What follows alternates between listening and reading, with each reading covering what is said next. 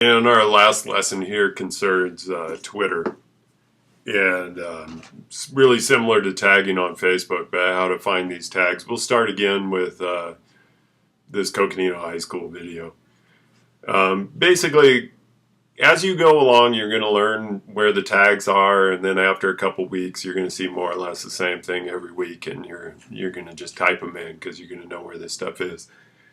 For me, generally, it's a good habit. I'll follow. I'll follow Coconino High School or Coconino events online, and it just seems to pop up faster when I'm tagging. So that's kind of a good strategy for you. But let's just imagine here that we go in and we've got this game. We know obviously this is a good one for Coconino High School, so we need to go in and find them. So just start in my regular Twitter feed here, type in Coconino High School. Generally, it's going to pop up off of almost immediately. Click on that. Make sure it's what you want, right? So it's at Coconino Events and it's Coconino High School. Write those down. You can do multiple tweets in one, multiple tags in one Twitter, and go ahead and punch it in. And keep in mind, if you start with at, you should put a period before that, so that's visible to everybody.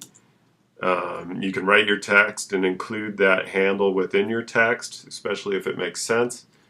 But with this one, this is a good example of one that doesn't quite fit in that wording. So another good thing to do is just do all your typing and then just at the end put all your tags in. Okay? That's pretty much it as far as finding that content. Let's jump in here and talk about some of the rules for tagging here, which are a little bit different than what you might do than what you might do on Facebook. So, first rule. So, definitely tag any school, right, or any official organization, and you're all good. On Twitter, we do tag individuals, right? So, here's the rule on people.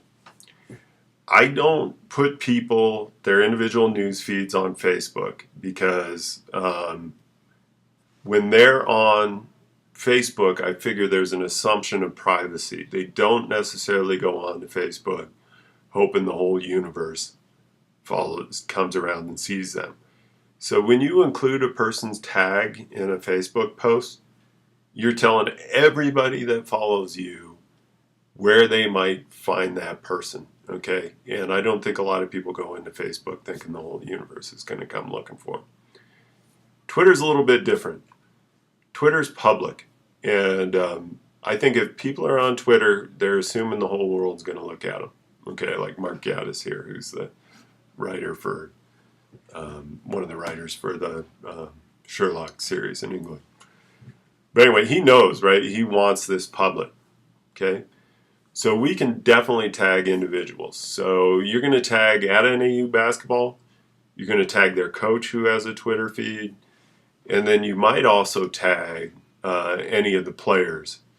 And a good way to find those players is just to go to the NAU men's basketball Twitter feed. And you can look and you can see that here's Jordan Martin. Okay? Here's another trick when you're tagging an individual online. Make sure you're tagging the right person. Okay, so Jordan Martin, the spelling's a little unique, so there might not be 100 Jordan Martins on there. But with a lot of names, they're more or less common. So you want to make sure you're tagging the right Jordan Martin. Okay, there's a woman in England, and her name is Ivanka, and she got the Twitter handle at Ivanka. And right now, Twitter's basically useless to her because she gets tagged hundreds of times every day for people tagging Ivanka Trump. Okay, so we don't want to do that same type of thing in our Twitter feed. So just make sure you have the right person. And there's another rule here concerning that. What I want you guys to focus on is making sure that we're not going to tag. So we will tag individuals on Twitter, but we're not going to tag anybody under 18. So these basketball teams, the football teams, generally those players at Flagstaff and Coconino High School, do have Twitter handles, I don't want to tag them, okay? Same basic principle. So we have however many, I think NAZ's got close to 2,000 followers. That stuff gets shared. It gets seen by many thousands more people than that. I don't want to tag the whole universe to where a child, basically a child's, where they can find a child to follow, especially if we're putting them on TV, okay? So, Twitter, here's the rules, right? Go in, do your search. You can do Northern Arizona University here. There it is. Just type it in. It's going to show you all sorts of different handles, right? You can do that search. You can find all sorts of interesting stuff. Go to people. Here's all sorts of people working at NAU. So really good tool for finding things like this, okay? Go ahead and make sure you tag those. If one of these ladies here on the basketball team does something notable, go ahead and tag her, okay?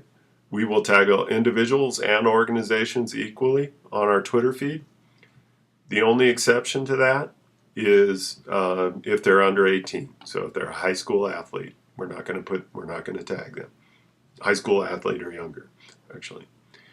And then finally, just make sure you got the right person, right? So anyway, there's a million different names. There's a million different organizations' names.